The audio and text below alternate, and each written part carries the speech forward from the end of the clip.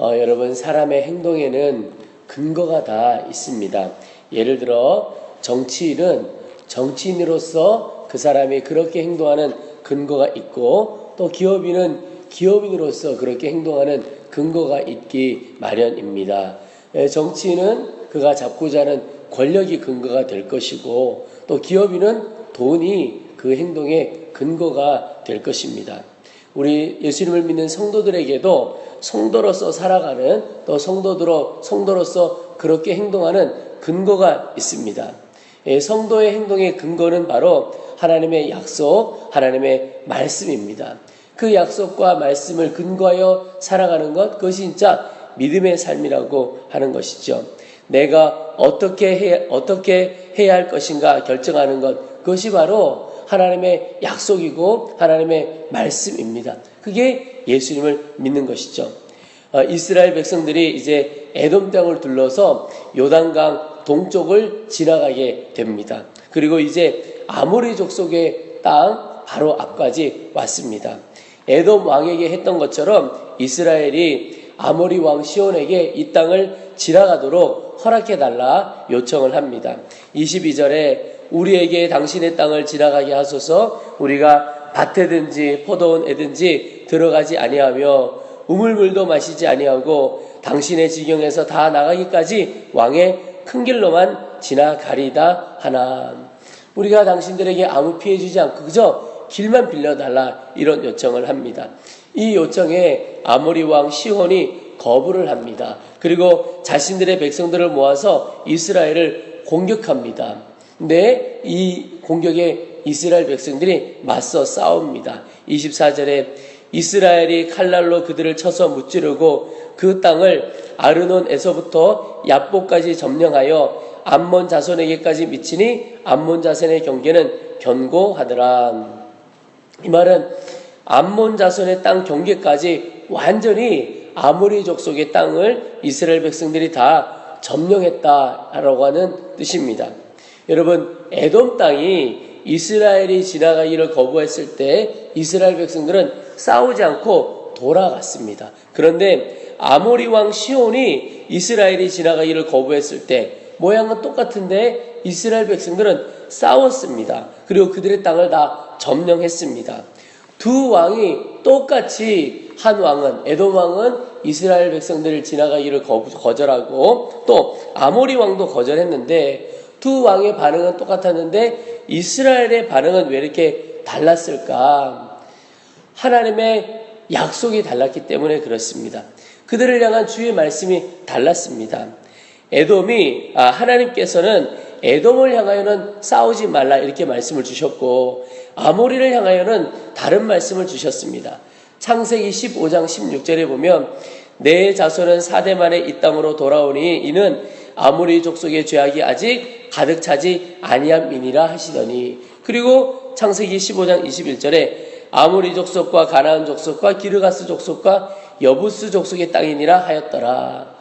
창세기에 보면 하나님께서 너희가 다시 이 땅으로 돌아오게 될 것이고 이 땅을 취할 것이라고 약속의 말씀을 이스라엘 백성들에게 주신 겁니다. 그러니 아모리 족속이 이스라엘 향하여 대적하여 나올 때 그 땅을 싸워 점령하게 된 겁니다. 이스라엘 백성들이 싸웠던 이유는 하나님의 약속의 말씀이 있었기 때문입니다.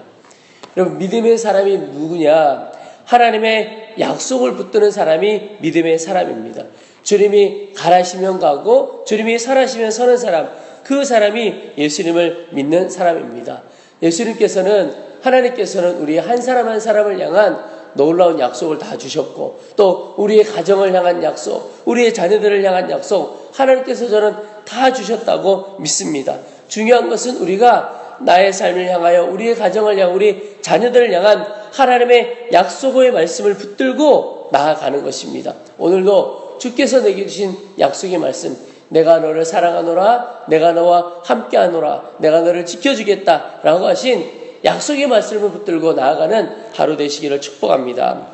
그런데 우리가 약속을 붙들 때에 하나님의 말씀은 우리 가운데 와 있는데 우리의 마음을 흔드는 것이 있습니다. 그것이 무엇이냐면 약속과는 다른 우리 눈에 보이는 우리가 처해 있는 환경과 여건과 우리의 모습입니다. 이것이 우리 마음 가운데 두려움이라고 하는 것을 심어줍니다. 이스라엘 백성들이 아모리인을 다 몰아내고 아모리 땅을 점령했습니다. 이것도 참 엄청난 일이죠. 그 땅을 완전히 점령하고 성읍을 점령해 버린 겁니다. 그리고는 이제 바산이라고 하는 나라 앞에 서게 되었습니다.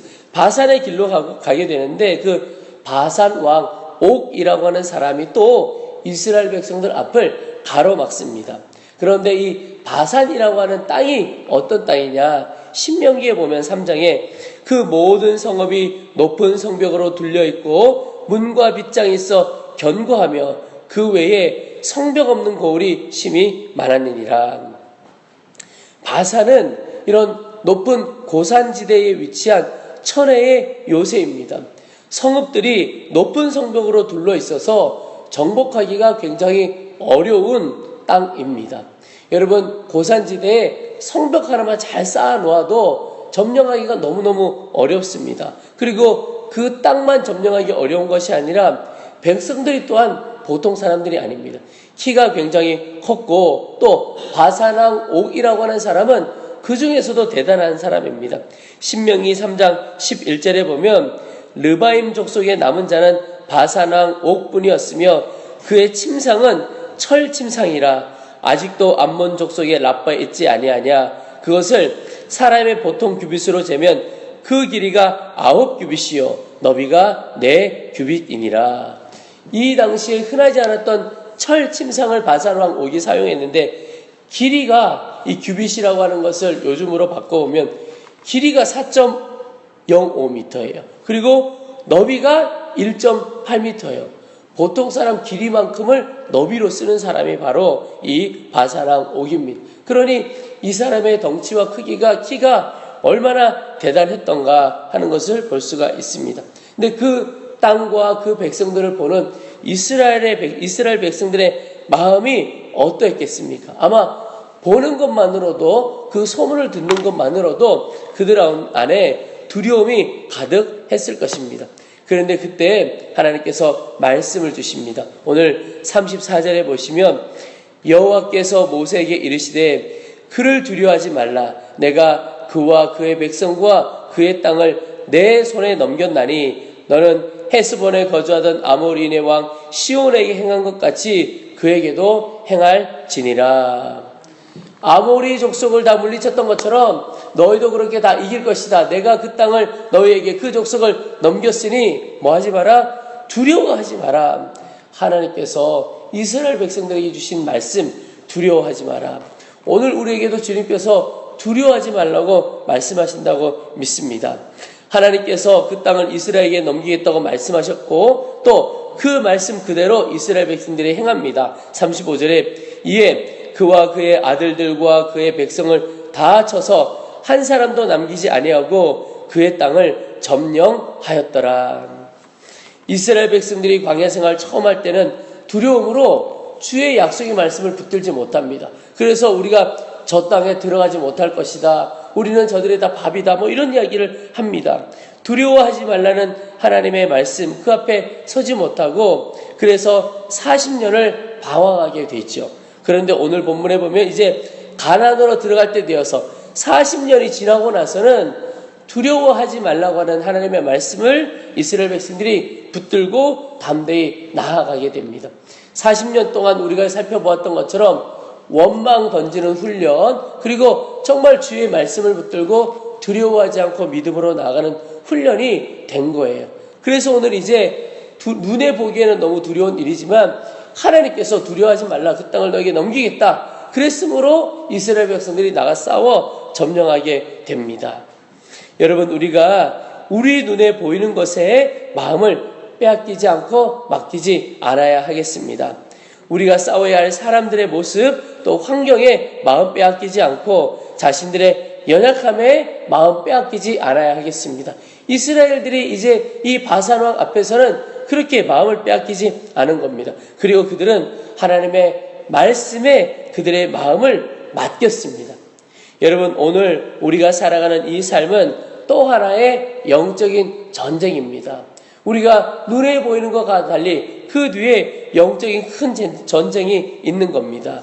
그런데 이 전쟁 가운데 우리 주님께서 우리의 대장이 되셔서 우리와 함께 싸우십니다. 또 우리 앞서 싸우십니다. 그러므로 우리가 두려워할 이유가 없는 겁니다. 그래서 여러분, 우리 가운데 두려움이 언제 옵니까? 상황과 여건, 나의 연약함을 바라보면 마음 가운데 두려움이 몰려옵니다. 그러나 나의 힘이 되신 주님을 바라보면 내 안에 있는 두려움은 떠나가게 됩니다. 두려움은 주 예수님으로 인하여 이겨야 할 것입니다. 주님을 바라보며 오늘도 믿음으로 담대히 싸워 두려움 없이 싸워 이기는 주님과 함께 승리하는 하루 되시기를 주의 이름으로 축복합니다. 우리 이제 말씀을 붙들고 기도하겠습니다. 하나님, 나의 삶을 향한 주님의 약속, 우리 가정과 우리의 자녀를 향한 주님의 약속, 그 주님의 말씀, 사랑한다, 내가 너와 함께함이니라, 내가 너를 붙들어 주리라, 이 말씀 붙들고 오늘도 담대히 나아가는 하루 되어지도록 도와주시옵소서. 하나님, 오직 이제 우리의 눈이 나의 연약함과 나의 환경과 여건 바라보며 두려워하지 않게 도와주시고 나의 힘이 되신 주님만 바라보며 두려움이 떠나가 담대함으로 이기는 하루가 되어지도록 주 예수님 역사하여 주시옵소서. 우리 주님의 이름을 한번 부르고 간절한 마음으로 오직 주님께서 역사하시고 주와 함께 승리하실 것을 믿고 이 시간 함께 간절한 마음으로 기도하겠습니다.